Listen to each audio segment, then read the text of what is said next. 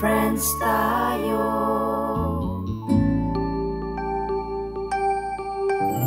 Kumain ng ligtas at masustansyang pagkain, isda, karne, itlog, prutas at gulay. Minom din ng gatas at malinis at tubig. Matulog ng maaga para gising mo'y masaya. Gumalaw-galaw para di ma-stroke. Ikembot at ikiling ang katawan. Iwasan ang mga bisyong ito. Alak, sigarilyo, mamantika, matamis, maalat. Kumain ng ligtas at masustansyang pagkain, isda, karne, itlog, prutas at gulay.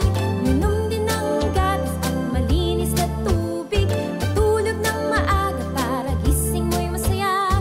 Ugaliing gumamit ng iodized salt. Bata o matanda, magiging matalino. Mag-breastfeeding mga mommy, ito ang the best para kay baby. Kumain ng ligtas at masustansyang pagkain, isda, karne, itlog, prutas at gulay. Minom din ng gatas at malinis na tubig. Matulog ng maaga para gising mo'y masaya. Know and Live the Nutritional Guidelines for Filipinos. Inihatid sa inyo ng National Nutrition Council Central Luzon. Ang wastong nutrisyon, alamin, gawin at palaganapin. Magandang umaga mga kanutrisyon at sa mga tagapakinig ng radyo ng Archdiocese ng San Fernando, DWBL 91.9 Bright FM. Ako po si Ms. Chinchin Nugid at halina't makinig sa ating programa na tatalakay sa nutrisyong sapat para sa lahat. Hatid sa inyo ng National Nutrition Council Region 3. Ito ang Nutrition School on the Air for Everyone and Juana. At naririto na naman tayo para sa panibagong araw at kaalaman dito lamang sa programang pangnutrisyon sa bawat tahanan, tindahan o opisina saan mang panig ng gitnang Luzon. Ang Nutrition School on the Air for Everyone and Juana Season 2. Kaya naman para sa aming mga enrolled students o Ensoanians, huwag ninyong kalimutang tumutok at ihanda ang inyong mga lapis, papel at tenga. Dahil isang napakagandang topic na naman ang hatid namin sa inyo ngayong episode. Tayo po ay nasa episode 14 na ng ating ENSOA. At nawa po ay makasama namin kayo at makinig at matuto hanggang sa ating huling episode. Kaya naman aming pinapaalalahanan ng ating mga Ensoanians na patuloy lamang tumutok sa ating programa tuwing Martes at Biyernes. Alas 9 hanggang alas 10 ng umaga, dito lamang sa DWBL 91.9 Bright FM. At sa National Nutrition Council Region 3 official Facebook page dahil marami pang magagandang topics ang nakalatag para sa ating listeners. At bago tayo magsimula, nais ko muling ipakilala ang ating co-anchor for today, ang Nutrition Officer 2 ng National Nutrition Council Region 3 at Provincial Focal Point ng Zambales Province. Walang iba kundi si Sir Jervin Edward Artayag. Good morning sa iyo, Sir Jervin! Maganda at masustansyang araw rin sa iyo, Miss Chin, at sa lahat ng ating listeners natin sa DWBL 91.9 Bright FM. Maging sa ating mga viewers sa ating Facebook Live sa NNC Region 3 official Facebook page. Huwag niyo po kalimutang sumabaybay sa ating ENSOA episodes dahil talaga namang marami tayong mapupulot na aral at impormasyong hatid sa atin ng ating mga guest speakers. Para naman sa mga nakamiss ng episode, maaari niyong pong i-rewatch ang mga nakaligtaan ninyong episodes sa pamamagitan ng National Nutrition Council Region 3 Facebook page. And again, huwag kalimutang mag-attendance sa link na nakapin sa ating comment section. Ang mga estudyanteng may kompletong attendance sa lahat ng episodes lamang ang mga makapag-qualify for graduation. Kaya make sure na hindi nyo po na mamimiss ang ating mga episodes. Gaya ng nabanggit, sa mga nakaraang episode, kada episode ay magkakaroon tayo ng isang short quiz para ma-review ang mga napag-usapan sa araw na iyon.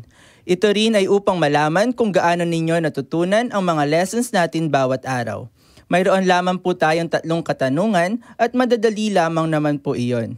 Kaya naman sumali sa NutriQuiz at ipadala ang inyong sagot sa NNC Region 3 Messenger gamit ang inyong registered Facebook Facebook account o sa pamamagitan ng pag-text ng mga tamang sagot sa numerong 0998-867-3704 gamit ang inyong registered number. Thank you, Sir Jervin, sa iyong mga reminders. Kaya naman sa ating mga Ensawanians, kayo po ay patuloy na sumubaybay sa ating mga episodes dahil bawat episode ay naghahatid ng mga paksa na umiikot lamang sa 4 na haligi o pillars o yung 4 pillars ng Philippine Plan of Action for Nutrition 2023-2028 o ang Healthier Diet, kung saan sinisiguro na bawat individual ay may sapat at tamang nutrisyon at pagkain. Pangalawa po ang Better Nutrition Practices, kung saan nais natin na ang bawat tao mula sa pagiging sanggol hanggang sa kanyang pagtanda ay nag-a-adapt ng mga kaugalian na makapagpapabuti ng kanyang kalagayang pangnutrisyon. At pangatlo, ang Improved Access to Quality Nutrition Services, kung saan nais nating madagdagan ang mga programa at kalidad na serbisyong pangnutrisyon. At ang huling haligi ay Enabling Mechanisms o Environment o ang kaukulang suporta ng mga polisiya, plano at maging sapat na pondo para sa nutrisyon. Ngayong araw po ay ang 14 na episode ng ating programa kung saan tatalakayin natin sa ilalim ng 2nd haligi ng PPAN 2023-2028 o Better Nutrition Practices, ang Better Practices in Responsive Caregiving at Complementary Feeding Practices o ang pag-introduce o pagpapakilala ng pagkain para sa ating mga babies. Ayan naman, napakabilis na nasa 14 na episode na ang ating programa, Sir Jervin. Oo nga, Miss Chin, napakarami ng natutunan ng ating mga students ng ENSOA. Banggitin ko lamang po, no, Miss Chin, at kaunting recap. Noong huling episode ay tinalakay ng ating panauhin mula sa Talavera, Nueva Ecija, ang Municipal Nutrition Action Officer o MNAO ng kanilang munisipyo na si Mr. RJP Bernardo, ang tungkol sa better practices sa kanila namang lactation station. Binigyan diin ni Sir RJ ang kahalagahan ng pagpapasuso at ipiniliwanag niya na ito ang pinakamura at praktikal na paraan ng pagpapakain para sa ating mga sanggol. Sapagkat ang breast milk o gatas ng ina ay nakapagbibigay ng hindi lamang sapat kung hindi higit pang nutrisyon na kailangan ng isang sanggol para manatiling maging malusog at malayo sa sakit. Gayon din, in-emphasize din ni Sir RJ ang tungkol sa Republic Act 10028 o ang Expanded Breastfeeding Act at ang kaugnayan nito sa pagkakaroon ng breastfeeding stations. Nabanggit niya ang layunin ng lactation o breastfeeding station na magbigay ng ligtas, pribado at komportableng espasyo para sa mga nagpapasusong ina.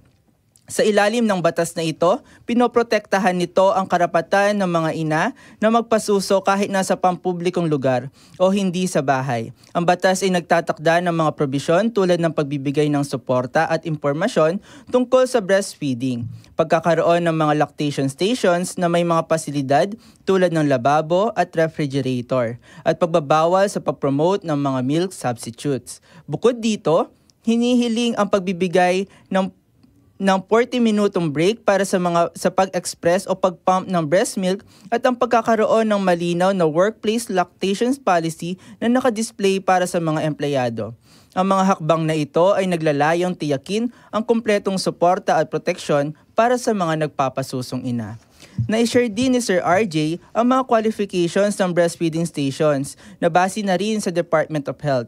Ito ay ang lactation station ay dapat madaling puntahan at laging available para sa publiko. Nagbibigay ng ligtas at komportabling lugar para sa mga nagpapasusong ina. Mahalaga na ito ay malinis, well-maintained at may mahusay na ventilation tulad ng bintana o electric fan upang hindi maging kulob.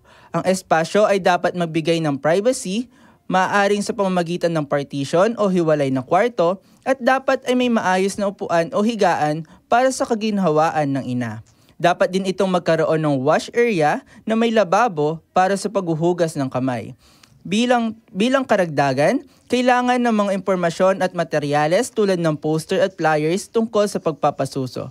Higit sa lahat, ang lactation station ay dapat malayo sa toilet o comfort room upang maiwasan ang kontaminasyon. Yes, Sir Jervin, nabigyang diin nga natin noong nakaraang episode na ang breastfeeding station kung gaano ito kaimportante para sa kapakanan ni mommy at ni baby.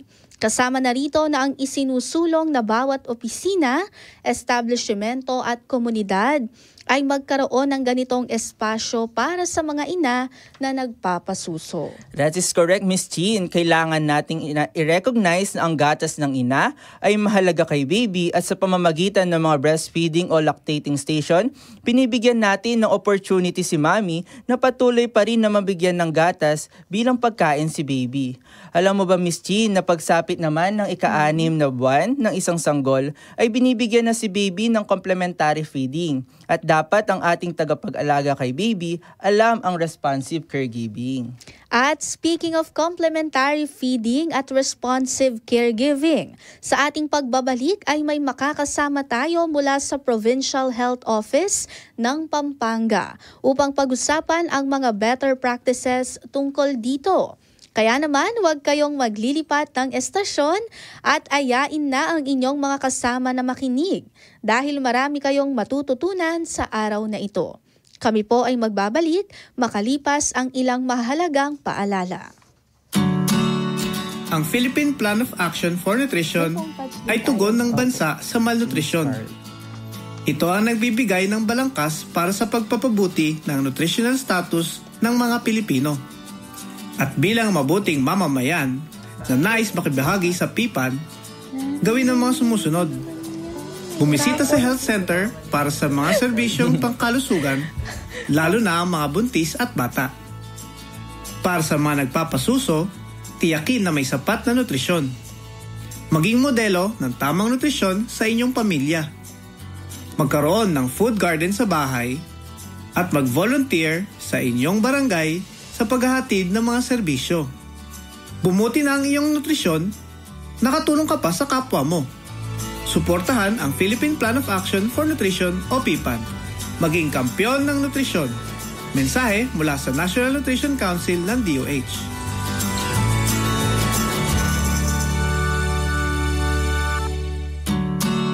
Ang first 1,000 days ng tao ay nagsisimula mula sa sinapupunan ng ina hanggang sa ikalawang birthday. Ang first 1,000 days ay isang kritikal na panahon kung saan kailangan ng mga sanggol at bata ng tamang nutrisyon para lumaking malusog at masigla at maiwasan ang malnutrisyon lalo na ang pagkabansot. Bukod sa tamang nutrisyon, kailangan ding matiyak na tama sa nutrisyon ang babae bago magbuntis at habang nagbubuntis.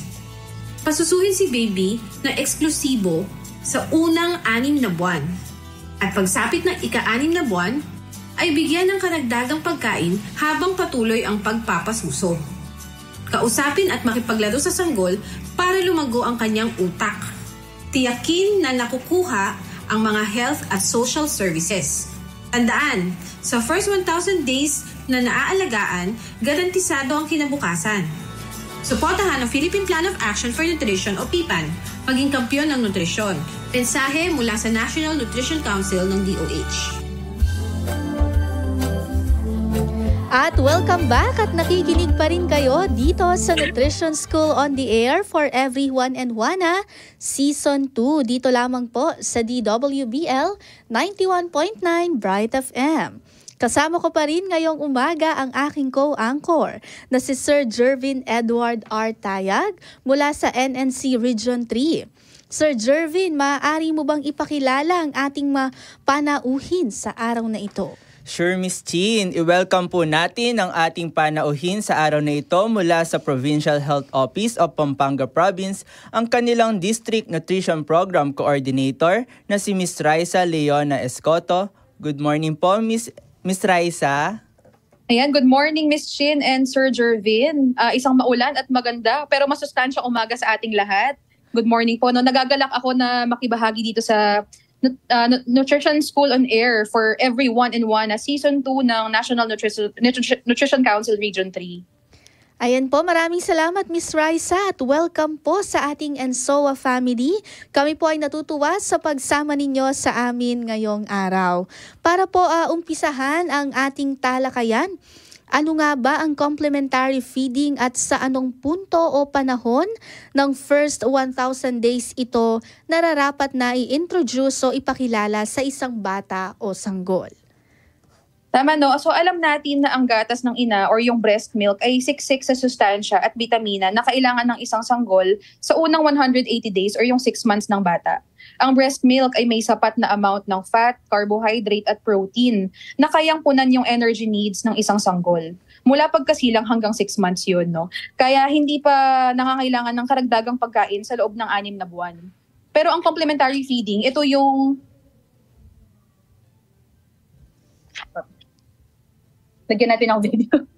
Ayan, good morning po. No? Pero yung complementary feeding, ito naman yung karagdagang pagkain na ini-introduce ng isang sanggol, sa isang sanggol, no? Matapos yung 6 na buwan o yung 6 months na exclusive breastfeeding. It is the process wherein the breast milk alone is no longer sufficient o hindi na sapat yung mapunan ng breast milk yung pangangailangan ng bata when it comes to nutrition. Kaya naman tayo ay nagpapakilala at nagbibigay ng iba't ibang pagkain at liquid upang mapagpatuloy yung habang nagpapatuloy pa rin sa breast milk upang mapunan yung energy gap na tinatawag natin. Ito ay dahil hindi sapat yung breast milk lamang ng sanggol sa ganitong edad. At sa bawat buwan na nadadagdag kay baby at nadadagdagan rin yung caloric need or yung pangangailangan niya na pang-energy ng baby. It is very important that we properly and timely introduce complementary feeding dahil ang transition age na ito ay importante para maagapan yung malnutrition. Thank you so much, Ms. Raisa. Napakahalaga ng transition na ito, no? Mula sa exclusive breastfeeding patungo sa complementary feeding upang mapanatili ang tamang nutrisyon. Ngunit bukod sa mga pangangailangan sa nutrisyon, mahalaga rin ang responsive caregiving sa pag-introduce ng complementary foods. So ano ang mga senyales na kailangan nating bantayan upang masiguro na ang transition ay magiging maayos at kapaki-pakinabang para kay baby? Mahalaga na maging responsive tayo sa mga senyales na ibinibigay ng ating sanggol kapag nag-introduce tayo ng bagong pagkain. Ang responsive caregiving ay yung pagtugon sa mga natural na senyales na gutom or busog na si baby. Sa panahon ng complementary feeding, dapat tayong maging sensitibo sa mga senyales na ito upang masiguro na yung pagkain ay magiging positibo na karanasan para kay baby. Ang mga senyales ng gutom ay maaaring mag-show sa pamamagitan ng pag-uunat ng bibig, pagtatamsak o yung paghigop ng hinlalaki at pag-iyak. Kung ang sanggol ay nagiging irritable or hindi kumakain ng maayos, maaaring oras na para sa nap niya, yung nap time or yung magpahinga muna siya at subukang mamaya i-introduce ulit or ibigay yung pagkain. Ang pagiging responsive ay tumutulong din upang mapanatili ang magandang relasyon sa pagitan ng caregiver at ng sanggol sa panahon ng feeding. Ayan, tama si Ms. Raisa. Ang responsive caregiving ay isang mahalagang bahagi sa pagpapakain sa sanggol. Ang pagiging sensitibo sa pangangailangan at reaksyon ng sanggol ay tumutulong upang mapanatili ang magandang bonding at maiwasan ng stress sa panahon ng feeding. Gayun din, sa first 1,000 days, paulit-ulit nating binabanggit na ito ang golden window of opportunity. Bukod kasi sa mabilis at crucial ang development ng isang sanggol, sa mga panahong ito ay sa panahon na ito rin maaaring introduce yung proper nutrition na magiging parte sa kanilang lifestyle, sa kanilang paglaki. The earlier it is introduced, the longer they will benefit. Nabanggit nyo po, Ms. Raisa, yung energy gap kanina. Maaari nyo po ba itong elaborate? At ano po ba mga dapat nating isaalang-alang o i-consider when introducing complementary feeding sa ating mga babies? So as I mentioned earlier, yung energy gap ay yung difference sa pagkakaiba ng pangangailangan ng energy needs ni baby and caloric needs ng isang sanggol. Dahil sa ika-6 na buwan ng sanggol ay nagde-develop na yung iba't ibang physiological and motor skills niya. Physically and physiologically rin, yung mga sanggol na edad 6 months pataas ay kaya nang mag-digest, no, at kumain ng complementary food na tinatawag natin. So ano-ano ba yung mga senyales or yung signs na ready na si baby kumain? So number 1 is yung kaya na niyang itaas or iangat yung kanyang ulo. Number 2, yung pagkakabalanse or kaya na niyang umupo, no, nang walang assistance. Number 3, nakikitaan na siya ng kapasidad na ngumuya at lumunok. Number 4 naman, mabilis yung pag-gain or yung pagdagdag ng kanyang timbang. At number 5, yung nare-recognize niya or nakikilala na niya yung pagkain at nagkakaroon na siya ng interest sa ibang pagkain bukod sa gatas. Because of these mentioned development and motor skills, ang isang sanggol ay may capacity ng kumain at magproseso ng pagkain or yung act ng pagkain. Opo, pero bukod sa mga physiological skills na ito, no? May ibang considerations pa ba tayo sa pagsisimula ng pagkain ni baby ng solid foods? Yes, Miss Chin, no? Yung mga dapat na natin na isaalang-alang bukod sa physical na kakayahan ng sanggol na kumain is number 1, syempre yung edad ng sanggol. So sa unang 6 months ni baby, breast milk lamang ay sapat na para sa nutrisyon ng sanggol, no? Hindi dapat mag-introduce ng kahit anong solid food or tubig or supplements bago yung 6 months ni baby. Pagkatapos ng 6 months, maaari na tayong magsimula ng complementary feeding dahil tumataas na nga yung pangangailangan ng sanggol sa number 1 sa iron at sa iba pang nutrients na hindi kayang ibigay ng breast milk. So number 2 naman, ikalawa yung dalas at dami ng pagkain. Ito yung frequency and amount of food na ibibigay natin. No? Ang isang 6-month-old na baby ay nangangailangan ng at least 2 to 3 tablespoons ng complementary food 2 hanggang 3 beses sa isang araw, kasama ang breastfeeding syempre. So sa edad naman na 9 months, ang dami at maaaring makain ni baby ay pwedeng umabot na sa kalahating tasa or yung half cup, no? So bawat pagkain at yung pwede na natin silang bigyan ng 1 hanggang 2 snacks. Ang frequency at dami ng pagkain ay tumataas habang lumalaki si baby. Ngunit ang breastfeeding ay dapat ipagpatuloy. Ang number 3, yung ikatlo, is yung texture at consistency ng pagkain. So syempre, bukod sa pag-introduce ng solid food, dapat nating i-consider yung texture ng pagkain. Dapat ito ay durog, pwede siyang mashed, or pwedeng hinimay, o pwede rin na hindi malalaki yung hiwa ng pagkain natin. So napakalaking epekto rin ng texture o yung lapot ng complementary feeding sa pagsarado nitong energy gap na tinatawag natin. Ang mga pagkaing mas malapot or yung thick ang consistency ay mas nakatutulong sa pag-bridge ng energy gap dahil sa bawat kutsara ay mas siksik ito sa sustansya compared dun sa less thick or yung malabnaw. So yung mga malalabnaw na pagkain ay may mas mababang nutrient content sa bawat kutsara. So pwede ninyong tignan yung lapot ng inihahandang complementary food sa pamamagitan ng pag-tilt, no? Or yung pag-killing ng kutsara. So kapag mabilis itong dumaloy or mabilis malaglag yung pagkain, ibig sabihin masyado itong malabnaw. Siyempre dapat ay tutok rin sa mga ipapakain natin kay baby.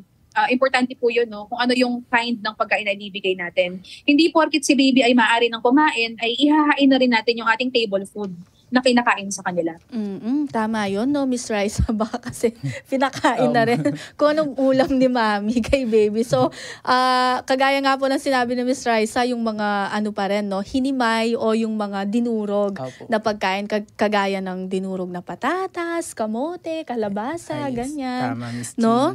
So, ganun pala yun. Kasi usually, ang pagkakaintindi ng mga nagpapakain na ina, okay lang na malabnaw kasi mas marami naman yung nakakain ng kanilang baby. So, mas maigi pa rin pala na yung malapot ng kaunti dahil mas siksik ito. Tsaka hindi rin pala biro ang pag-introduce ng mga pagkain sa mga sanggol. Ano?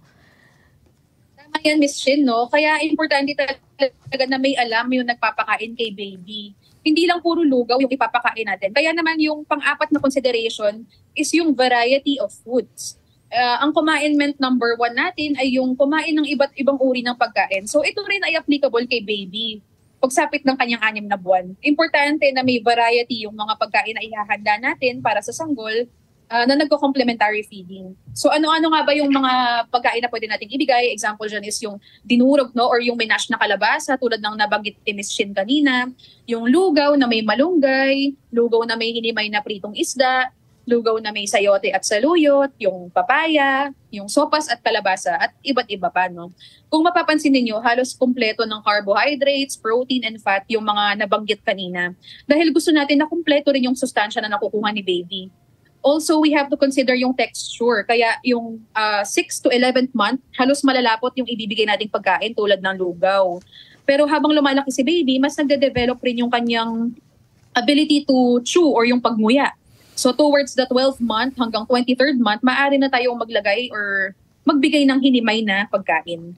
Ayan, Ms. Raisa, may I also add po, no, when introducing food to our infants, dapat rin nating i-consider yung ating mga allergens. Isa-isa lamang po ang pagkain na ipapakain natin dahil sa iba't ibang uri ng mga food items upang makita natin kung may allergy ba si baby sa isang pagkain.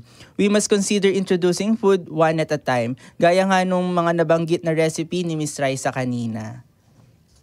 Yes, so tama ka dyan, Sir Jervin. Dahil bago para sa ating mga babies itong pagkain at yung mga solid food, dapat nating antabayanan kung sila ay mayroong matidevelop na allergies. Pero ang pagpapakilala ng tamang complementary feeding ay isang paraan para maiwasan yung mga food allergies. Lalo na kung nag-exclusive breastfeeding naman si mommy at si baby, no, making his or her immune system stronger.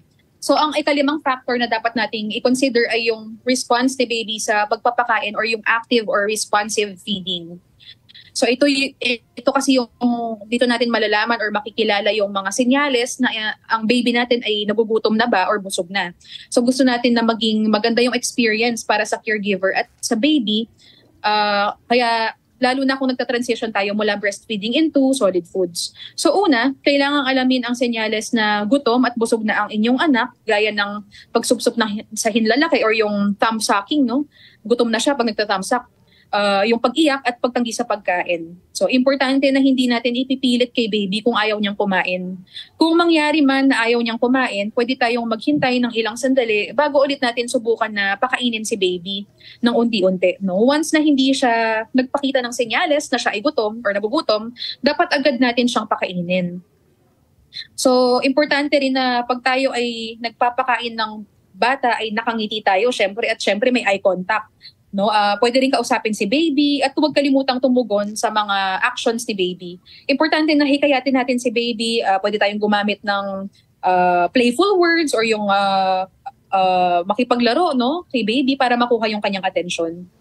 At maidagdag ko rin, Ms. Raisa, no, na medyo mahirap kasi talaga yung pakainin ng isang baby, pero ayon sa mga pagsusuri, dapat gawing engaging ang pagpapakain kay baby gaya ng paggamit ng mga makukulay na sangkap sa pagkain at kaaya-ayang boses. Yung ibang nanay nga po ay hinahayaan nilang hawakan ni baby yung pagkain, no, para ma-simulate ang kanyang senses at talagang ma-enjoy niya ang kanyang eating experience. So parang pag nagpapakain ka ng baby, medyo parang magiging ano ka rin clown. Parang gano'n, no? Pwede kang artista, no? Para lamang mahikayat siya na kainin na yung pinapakain mo sa kanya. So that's correct, Ms. Chin, no? Yung pagkain during these times ay hindi lang pagpapakain, kundi part din ng development ni baby at bonding moments ni mommy or ni caregiver kay baby. In fact, pagsapit ng 8th month ng sanggol, maaari na natin siyang hayaan na humawak ng kutsara, gamit niya sa pagkain, no? Importante na habaan natin yung ating pasensya sa pagpapakain kay baby. So ayos lang na medyo matagal or makalat siyang kumain as long as nauubos niya yung binigay nating pagkain. Through these strategies rin, mas magkakaroon ng bonding si mother at ang kanyang baby. And for our last consideration, ito yung hygiene, no? Very important. Sa pagpe-prepare ng complementary food, napaka-importante na obserbahan natin ang tamang kalinisan upang maiwasan ang food and waterborne diseases. Ayun yung mga dapat nating tandaan pag tayo ay nagbibigay ng karagdagang pagkain para sa ating sanggol. Ayan, salamat po, Ms. Raisa. So bago po tayo magpatuloy, balikan natin ang mga pangunahing konsiderasyon sa complementary feeding na nabanggit ni Ma'am Raisa. Una ay ang age o edad ng bata. Pangalawa ay frequency and amount. Pangatlo ay texture at consistency ng pagkain. Ang pang-apat ay variety of foods. Ang pang-lima naman ay ang active or responsive feeding. At ang pang-anim ay ang hygiene. Sana ay naisulat ito ng ating mga listeners. Miss Raisa, nabanggit natin na mahalaga pa rin ang breastfeeding kahit lumagpas na sa 6 na buwan. Paano kung huminto na ang ina sa pagpapasuso? Ano nga ba ang mga alternatibong gatas na pwedeng gamitin sa complementary feeding? So tama ka, Sir Jervin. Para sa mga hindi breastfed na bata, may mga alternatibong gatas na maaaring gamitin. Number 1 doon yung express milk or yung gatas ng ina pa din. Pwedeng mag-express or yung pinump na gatas, no? Number 2, yung cow's milk. Ngunit hindi ito nire-recommend para sa mga bata na wala pang 1-year-old. Number 3 naman yung fermented milk or yung parang yogurt. Ngunit ang pinakamaigi pa rin ay syempre breast milk. Ayan, salamat Ms. Raisa. Kaya naman sa mga listeners natin, no, paalala lang po, ang breast milk pa rin ang pinakamainam kahit sa paghahanda ng complementary foods. Nais ko rin itanong kay Ms. Raisa ang opinion niya tungkol sa mixed feeding, ang pagbibigay ng formula milk kasama ng breast milk bago mag-introduce ng complementary feeding. Oo, tama no, Sir Jervin. Yung mixed feeding ay hindi talaga natin nire-recommend. Hindi siya nire-recommend dahil isa ito sa dahilan kung bakit humihina yung supply ng breast milk ni mommy.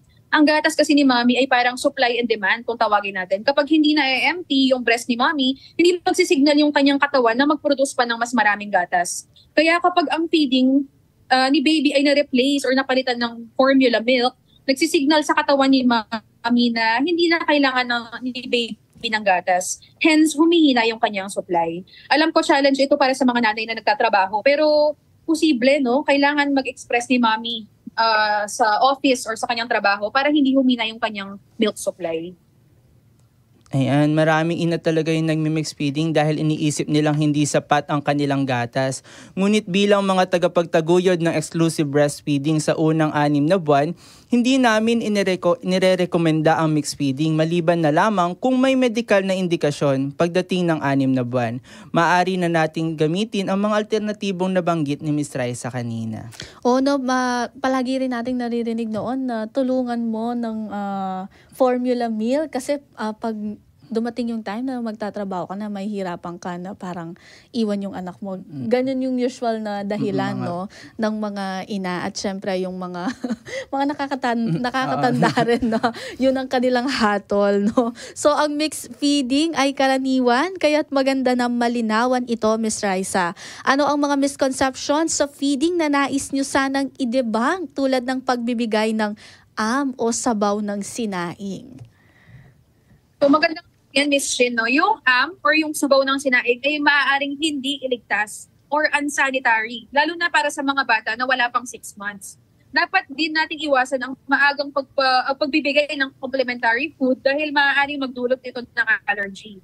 Ang late introduction naman ay maaaring magdulot ng delay sa paglaki naman ni baby. At ang misconception na dapat tumigil sa pagpapasuso kapag kumakain ang bata ay mali. Ang breastfeeding ay kapaki-pakinabang hanggang 2 taon at higit pa. Ayan, salamat Ms. Raisa. Ang 6-month ay ideal na panahon para sa complementary feeding. Huwag kalimutan na ang breastfeeding ay patuloy pa rin na beneficial kahit may complementary foods na si baby. Ms. Raisa, kapag po ba naghahanda tayo ng complementary food, maaari po ba natin itong lagyan ng mga pampalasa? So magandang tanong yan, Sir Jervin. Sa unang 6 na buwan ni baby na nagpa-complementary feeding, hindi natin dapat lagyan ng asin or kahit ano pang panlasa yung pagkain. Maaari lamang maglagay ng asin kapag nag-1-year-old na yung baby. Ang natural na sodium mula sa karne at gulay ay sapat na para sa sanggol. Maaari tayong gumamit ng mga fortified oil, sugar, rice, and flour upang madagdagan yung micronutrients.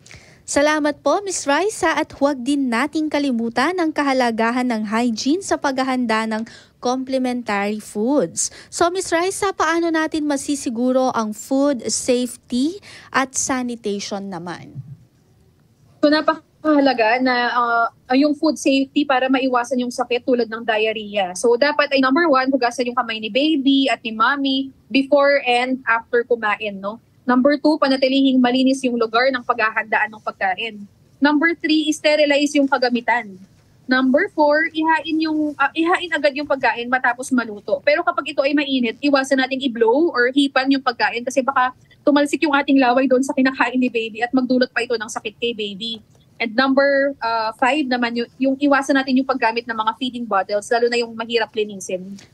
Ayun, no, isa ring magandang reminder yon, no, yung pag-ihip sa pagkain kasi hindi natin alam at hindi rin tayo aware na ang bibig talaga natin, no, dito nanggagaling mostly yung Maraming bacteria. Ayun. Yan. So, thank you, Miss Raisa. Ang poor hygiene ay maaring magdulot ng sakit sa mga bata at ang madalas na sakit at pagdudumi ay maaring magpababa ng timbang ng bata. Sa atin pong mga listeners, sana ay marami kayong natutunan sa episode na ito tungkol sa tamang complementary feeding at responsive caregiving. So wag pong kalimutang i-note ang mga mahalagang aspeto na tinukoy natin. Ayan, tama, Miss Chin. Nakakatuwa naman at napakarami nating natutunan sa ating guest speaker kay Miss Raisa. Thank you po, Miss Raisa. At this point, may isa na naman po tayong invited caller para mag-share rin ng kanilang experience sa better practices for responsive caregiving and complementary feeding practices. At kasama natin sa kabilang linya ang BNS ng Barangay Santa Lucia, Samal, Bataan na si Miss Carl Angeline Poblete. Good morning po, Miss Carl. Maaari niyo po bang i-share kung papaano ninyo ina-advocate sa inyong mga mommies at guardian dyan sa Samal, Bataan ang tungkol sa responsive caregiving at complementary feeding? So, ano po ba yung mga programa or aktibidad na ginagawa ninyo in connection po sa complementary feeding? Ayan po, no? Hinihintay pa rin natin si Miss Carl na pumasok po sa ating linya. Ayan po. At upang i-share kung ano ba yung kanilang mga tinuturo sa mga mommy sa Samal, Bataan tungkol sa responsive caregiving at complementary feeding. At syempre, Sir Jervin, i-share din po nila yung kanilang programa or aktibidad na ginagawa in connection po sa complementary feeding. Ay no, kanina nga no, yung sinabi ni Miss Raisa, yung pag-ihip, no? Minsan kasi may mga mommies na pag tinuro mo yon, or for example, yung isang anak ko or tapos merong mag-aalaga dito or gusto niyang subuan yung anak ko. No? Minsan ang hirap kasing sabihin ng ganung bagay na in a way hindi sila ma-offend. No? Kasi biglang sasabi, ang arte naman. No? Ang selan. No? Pero yun kasi yung naging usual na sa kanila na ayun nga, dapat pa ring itama, no, Sir Jervin. So ngayon po, kasama na natin sa kabilang linya si Miss Carl Angeline Poblete. Good morning, Miss Carl. Maaari niyo po bang i-share kung papaano po ninyo ina-advocate sa inyong mga mommies at guardian diyan po sa Samal, Bataan ang tungkol sa responsive caregiving at complementary feeding? At i-share niyo na rin po yung inyong mga programa or activities na ginagawa ninyo in connection sa complementary feeding. Good morning po, Miss Carl. Ayan, magandang umaga po, Miss Jean, Sir Jervin, and sa ating pong guest, Miss Raisa. Saka sa ating pong mga ka-influencers. Good morning po. Share ko lang po yung aming mga program tungkol sa complementary feeding. And thank you rin po pala muna sa ating speaker. Although marami na rin po kaming naging seminar tungkol po sa complementary feeding, masasabi ko po ang dami ko pa rin natutunan ngayon na bago. Thank you po. When it comes to complementary feeding nga po, ay nagpapasalamat po kami sa aming MHO, sa aming pong municipal mayor din kasi katatapos po ng aming training noong nakaraang buwan tungkol sa CMN and IYCS. So yung po mga nabanggit ni Ma'am Raisa, halos na pag-aralan po namin na mga BNS, member po ng BNC, katulad po ng aming midwife, ng aming kagawad on health, and mga BHW. So, ayun po, sa advocacy naman po namin sa complementary feeding, palagi po kami merong mother's class na sinasabay po namin halos kapag communication din po ng aming mga baby. So, sinisipot muna po namin yung mga mother, usap muna, and tinatawag breastfeeding mother support staff and mother staff na rin po. So, tinuturuan po namin sila yung tamang breastfeeding. Pero ngayon nga, tinuturuan din po namin sila nung tungkol sa ano ba yung mga kailangan ni baby na food. Hello po. Medyo masabi lang po. Ayun. So, Miss Carl. Narinig po ba ako? Opo. Ay, Yes po, sige ma'am. po. Continue po, Miss Carl. Ayan po. Yung tungkol naman po dun sa yan po yung last and so po kasi nabanggit na po yung tungkol sa malapot na food. So, ako naman po kapag may natututunang bago, I always share. Hindi lang po sa mga DHW, kundi dun sa mga ating mga mothers. So, kumbaga, sharing of knowledge po yung aming advocacy dito. Na kung meron po mga na-share dun sa ating page sa National Nutrition Council, we always share po dun sa ating mga mothers. Kumbaga, may pagbato ng mga knowledge and information. Ayun. So, Miss Carl. Kasi po medyo umuulan lang po dito. Opo. Paano naman po yung reaksyon ng mga mommies kapag or paano po nila tinatanggap, no? If ever na meron po kayong mga corrections doon sa mga maling nakagawian po nila, no? Na let's say mga nakasanayan na po kasi, no? Like kanina nga po yung nabanggit ni Miss Raisa, yung inihipan, yung pagkain ni baby. So paano po nila tinatanggap yung mga corrections regarding that po? And very thankful naman po kami kasi yung aming mga mothers, kahit po yung mga first-time moms ay very open po dun sa mga knowledge. Mas basta magpapaliwanag mo lang po ng mabuti. At meron naman po tayo, kumbaga, yung information na sineshare namin is, kumbaga, proven naman po. Minsan pinapanood po namin sa kanila yung mga episode, pinapabasa namin. Meron po kaming mga IEC materials sa aming barangay health station na meron po kami doong Pinggang Pinoy, meron po kami doong yung 10 Kumain pwede nilang sundan. Ayun, maraming salamat po, Miss Carl Angeline Poblete, no? At yun naman kasi yung maganda doon, no? Like yung mga dinidiscuss natin dito, hindi lang naman ito sabihin natin nanggaling lamang sa NNC or kung saan pa man. Kasi ang lagi nga natin sinasabi, it's guided ito at supported ng mga studies. Ayan, kasi, no? Kumbaga, merong mga magpapatunay na, ayun nga, hindi lang ito mga sabi-sabi natin or hinuhula, no? Meron po tayong mga patunay na pwedeng i-provide sa atin pong mga listeners. So maraming salamat po, Miss Carl Angeline Poblete, no? BNS po ng Barangay Santa Lucia, Samal, Bataan.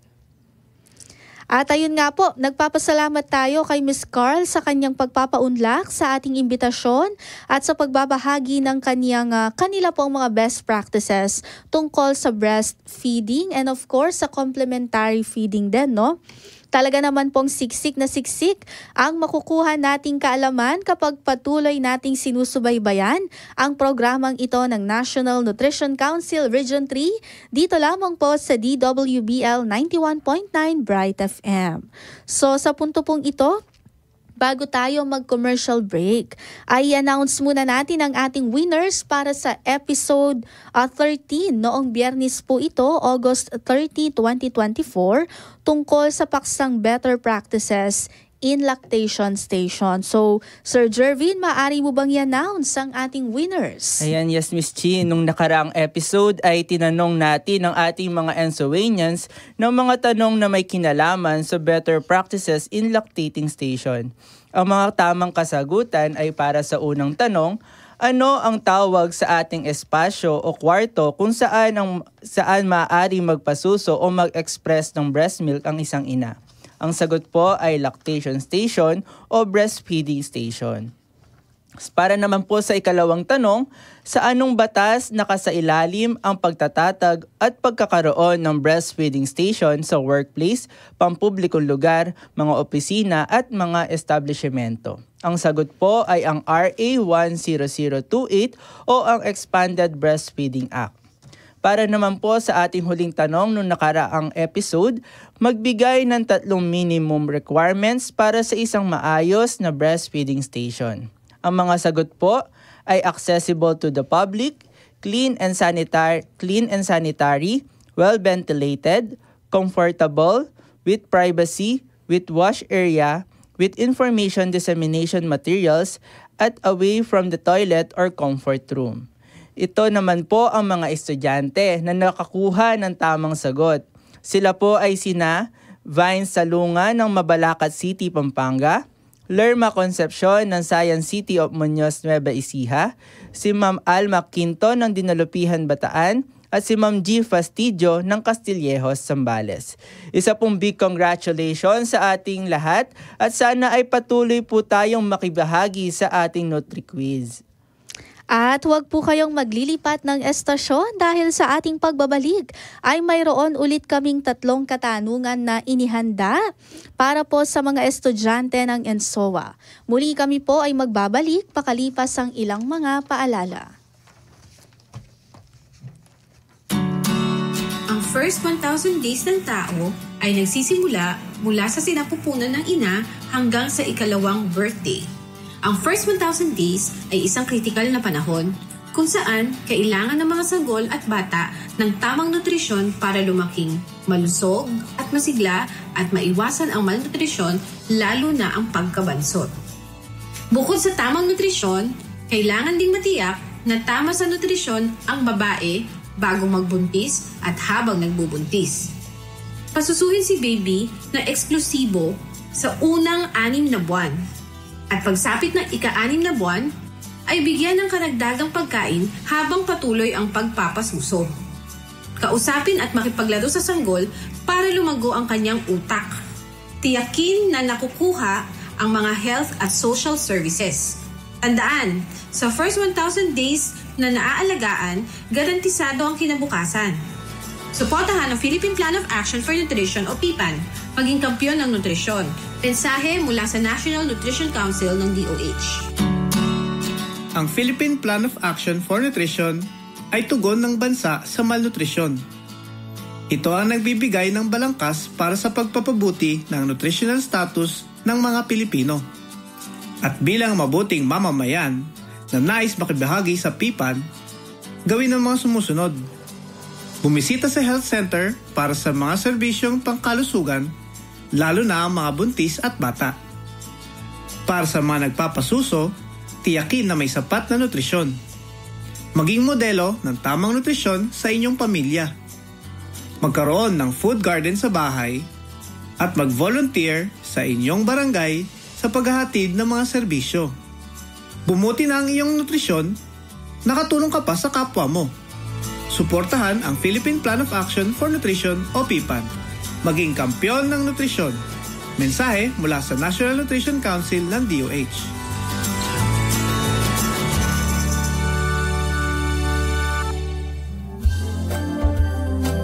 Kayo po ay nakikinig pa rin sa Nutrition School on the Air for Everyone and Wana Season 2. At kasama pa rin po natin ang Nutrition Officer 2 ng National Nutrition Council Region 3 na si Sir Jervin Edward Tayag at ang ating panauhin mula sa Provincial Health Office of Pampanga Province, ang kanilang District Nutrition Program Coordinator na si Ms. Raisa Leona T. Escoto. At ngayong episode ay nabigyang kaalaman tayo tungkol sa better practices ng responsive caregiving at complementary feeding at ang mga bagay na kailangang isaalang-alang upang ito ay maisagawa ng tama. Tinalakay rin natin ang food safety in the context of preparing complementary foods. Sana po ay maraming natutunan ang ating listeners at sana kayo po ay nakinig ng mabuti sa ating talakayan kanina. Dahil kami po ay naghanda ng 3 katanungan tungkol sa episode na ito. Kaya naman Sir Jervin, ibigay mo na ang ating mga katanungan sa ating listeners. Ayan mga listeners, handa na ba kayo para sa ating 3 katanungan para sa episode na ito? Ayan, sasabihin ko na ang unang tanong. Magbigay ng 3 considerations sa pagsasagawa ng complementary feeding sa isang sanggol. Magbigay ng 3 considerations sa pagsasagawa ng complementary feeding sa isang sanggol. Para po sa ikalawang tanong, tama o mali lamang po ang isasagot. Ang isang ina ay maaari nang huminto sa pagpapasuso o breastfeeding kapag ang anak niya ay nakakain na ng complementary foods. Tama o mali lamang po, ang isang ina ay maaari nang huminto sa pagpapasuso o breastfeeding kapag ang anak niya ay nakakain na ng complementary foods. Para naman po sa ating huling tanong, tama o mali pa rin po, ang consistency ng complementary foods ay dapat malapot upang makatulong sa pagpuno ng energy gap ng isang sanggol.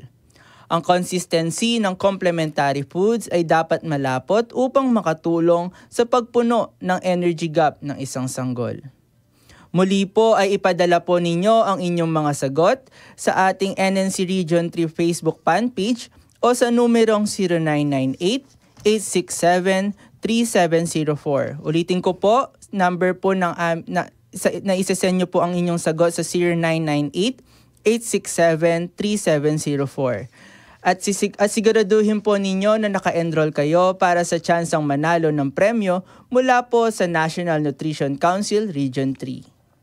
Maraming salamat Sir Jervin at napakadali ng ating mga tanong, no? Kung sila talaga ay nakinig, talagang madali nila itong masasagot. Kaya naman bago tayo magkahiwalay mga kanutrisyon, gusto ko munang marinig ang mensahe ng ating mga panauhin sa araw na ito at unahin na po natin si Miss Raisa. Ayan po, Miss Raisa.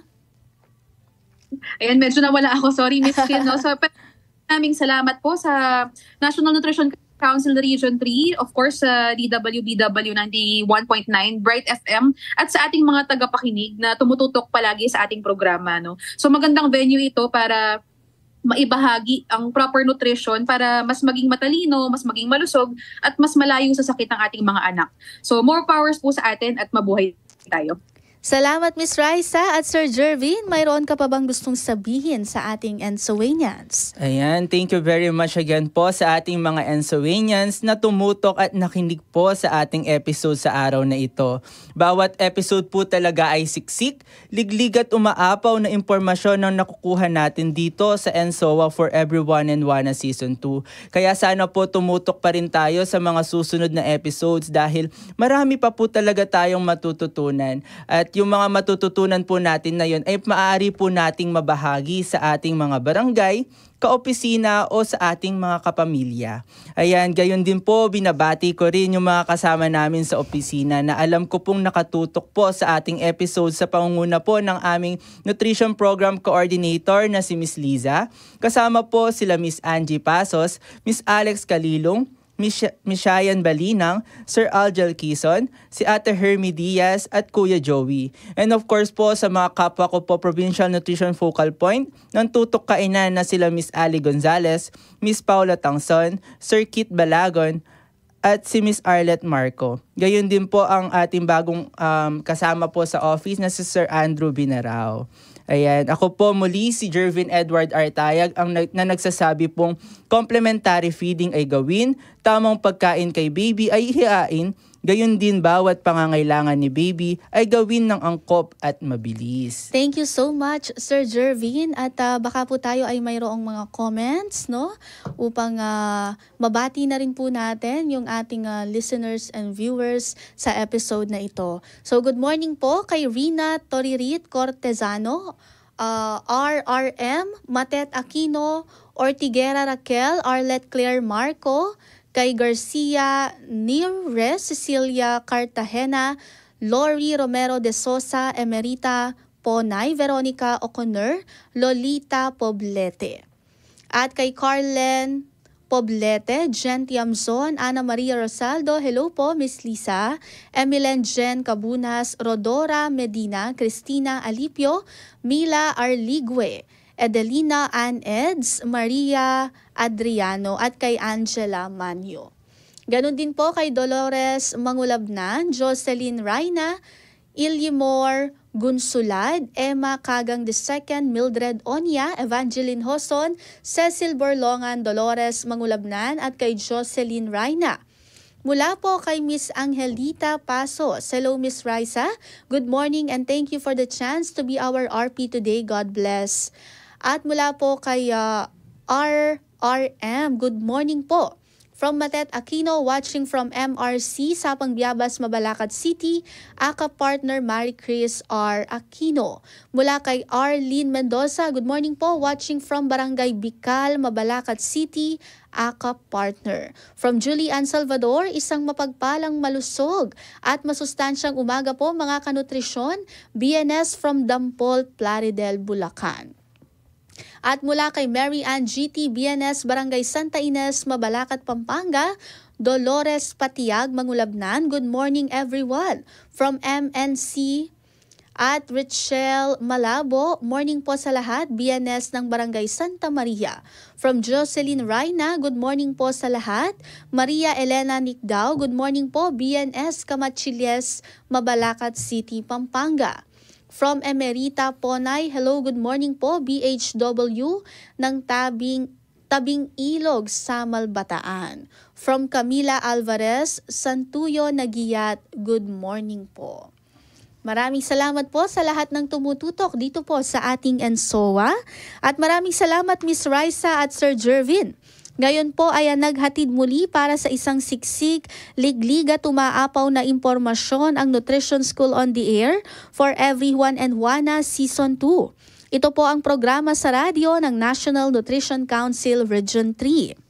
At magsama-sama po tayo sa susunod na episode sa Biyernes, ika-6 ng Setyembre upang alamin naman ang tungkol sa better practices, nutrition for older adults naman po. Alas 9 hanggang alas 10 ng umaga, dito lamang sa DWBL 91.9 Bright FM. Abangan nyo po sa susunod na linggo mga kanutrisyon. At muli po, ito si Miss Chi na nagpapaalalang panatilihing malakas ang katawan, kumain ng wasto at pangalagaan ng ating kalusugan. Hanggang sa muli po nating pag-aaral, maraming salamat po.